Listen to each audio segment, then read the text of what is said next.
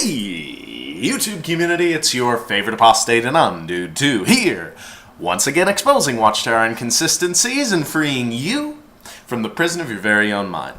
Now, this evening, I guess technically very early this morning, I would like to discuss the thought of moral relativity. And you're probably asking yourself, What's moral relativity and undude 2? Why do you insist on using such grandiose terms that it can't possibly be? Don't worry about it. I'm going to explain it. And I'm going to explain it using a far more complicated parallel, if that makes any sense, which is Einstein's theory of relativity. Now, for you physics buffs out there, I recognize that there are more than one theory of relativity. It's actually divided into two general categories of special relativity and then general relativity.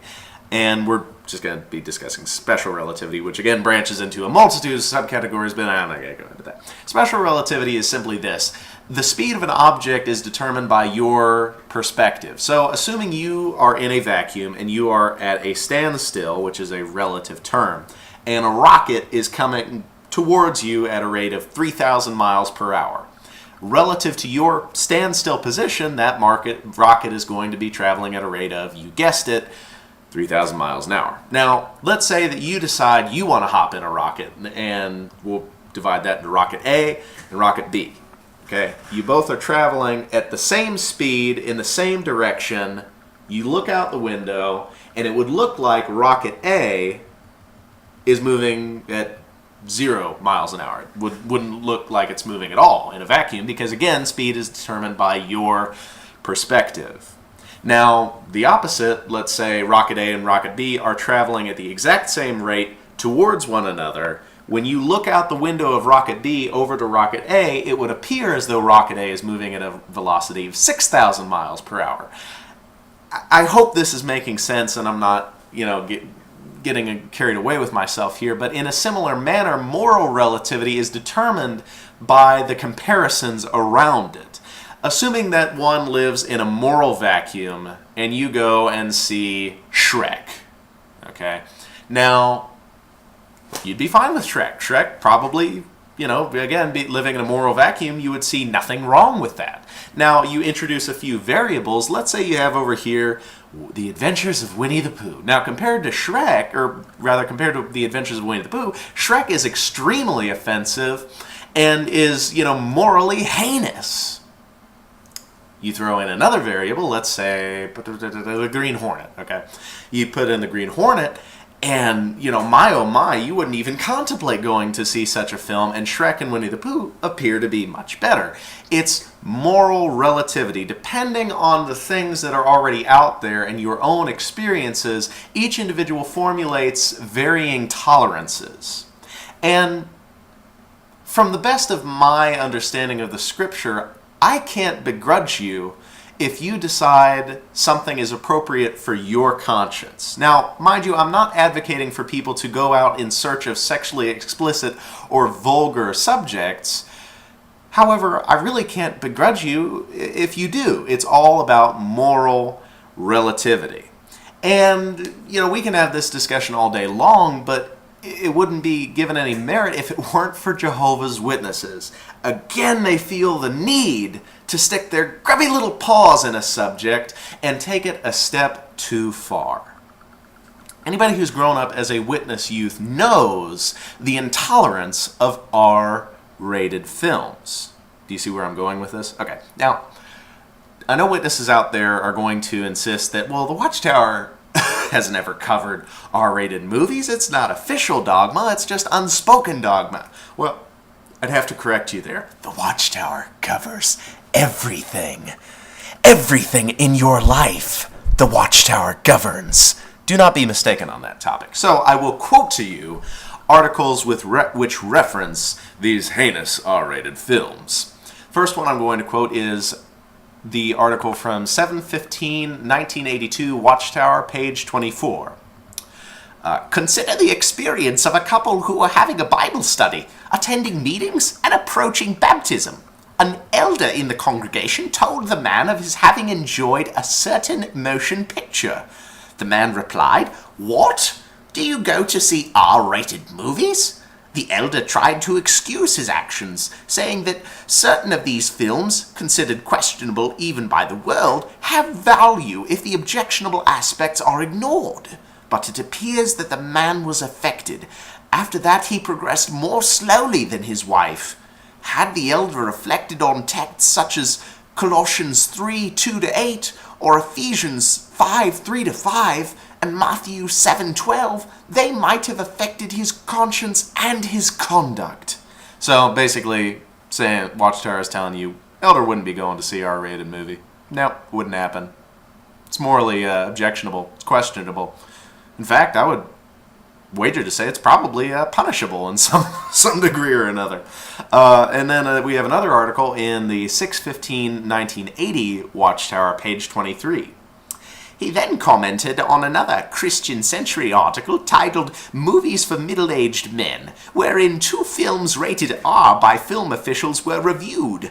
The R rating means that they contain scenes so sexual or violent that youths under 17 are denied admittance unless accompanied by their parents. Yet, Gerald Forshe's review suggests that every man of middle age or older ought to make a point of seeing these films and others like them. Writes the reader, "I myself doubt both the wisdom and the righteousness of this counsel." This reader's observations are in agreement with the scriptural advice, "Let fornication and uncleanness of every sort or greediness not even be mentioned among you, just as it befits holy, clean people. Neither shameful conduct, nor foolish talking, nor obscene jesting," most of which are featured in such films. Evidently, viewing these things is considered sophisticated by today's foremost religious leaders. Not the Watchtower. Not the Watchtower. But what I would like to highlight is the fallacy of such reasoning, because you enter into questions such as how much is too much? Moral relativity. Now, what makes PG-13 movies such as Joe Dirt or Austin Powers more viewable or more moral than movies such as 40-Year-Old Virgin or Knocked Up, which are both R-rated films? Is it simply the quantity of bad, inappropriate subject matter? Because, I mean, let's face it, they both have similar, undertones, similar language, similar themes. So how do you determine which one is more virtuous? I argue that the Watchtower has no reason to set a precedent in this area. Because whether a Christian decides to view an R-rated movie or not is dependent on their conscience. It's moral relativity. Again, I am not sponsoring that you go pick out obscene or sexually explicit things to view, but it ought not be determined by a religious institution. It is a violation of your Christian conscience. Now, if we want to be really strict on the matter, those scriptures that were quoted would automatically throw out most, not only R-rated movies, but PG-13 rated movies, PG-rated movies, and even some G-rated movies. You can't determine which movies Jesus would sit next to you and watch because Jesus isn't around. So basically, the scriptures that apply to R-rated movies, all of a sudden to the Watchtower, don't seem to apply to PG-13 rated movies. This is a double standard, hypocrisy, and a fallacy to even ever consider setting a precedent. And they have done so repeatedly throughout the publication history of the Watchtower. Also, they've geared various Young People Ask articles towards the discouragement, well, not even the discouragement, discouragement of viewing such films. Again, how do you determine what is more moral? Moral relativity, something that, is seen in a moral vacuum that would be appropriate in such a condition would seem heinous and completely objectable when comparing to another film. Ultimately, what it comes down to, and this has just been me rambling, so I apologize if you haven't found this discussion as interesting as I have. I'd contemplated shortening it into a questions for Jehovah's Witnesses format, but I don't know. I felt like talking longer, so I did this instead. Ultimately, I base my convictions off of 1 Corinthians 6 and verse 12, where it says, "All things are lawful for me, but not all things are advantageous. All things are lawful for me, but I will not let myself be brought under authority by anything." Oh, Paul. He would have been disfellowshipped within the first few months of getting baptized. Silly Paul. He doesn't realize that the faithful and discreet slave have complete authority over your lives, thus invalidating that scripture. But it's okay, because they were handpicked by Jesus, and thus overrule the scripture. I mean, after all, they produce far more Watchtower publications than there are even pages or sentences or punctuations or individual letters all combined in the Bible. Watchtower's more important. Don't forget that, brothers and sisters. Don't forget it.